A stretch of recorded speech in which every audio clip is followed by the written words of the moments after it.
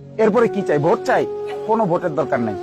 আপনারা আমার ভোট দিবেন, আমার মনে হয় আপনাদের সামনে জোর জবরদস্তি করে ভোট আদায় করাও আমার কাজ না। আপনারা আপনাদের মতো স্বাধীন সার্বভৌম চিন্তা করবেন, কাকে দিবেন ঠিক করবেন।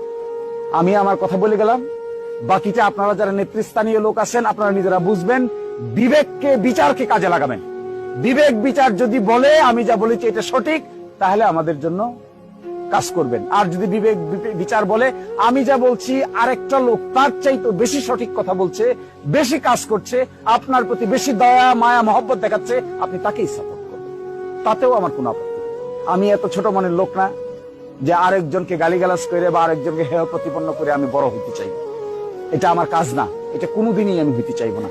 আমার যদি কোনো ইজ্জত না থাকে, কোনো সম্মানও না থাকে, আরেকজনের ইজ্জতের বিনিময়ে আমার ইজ্জত বাড়ানোর কোনো দরকার আমার নেই।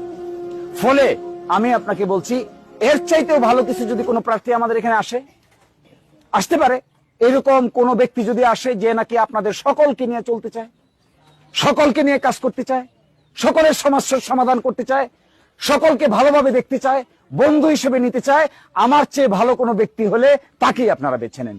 দেখবেন আমি আপনাদের কোনোদিন কোনো কালে আপনাদের দুয়ারে এসে বলবো না যে আমার চাইতে ভালো ব্যক্তি আসা সত্ত্বেও আপনি আমাকে পছন্দ করেন, এটা আমি কোনোদিন বলতে আসবো না।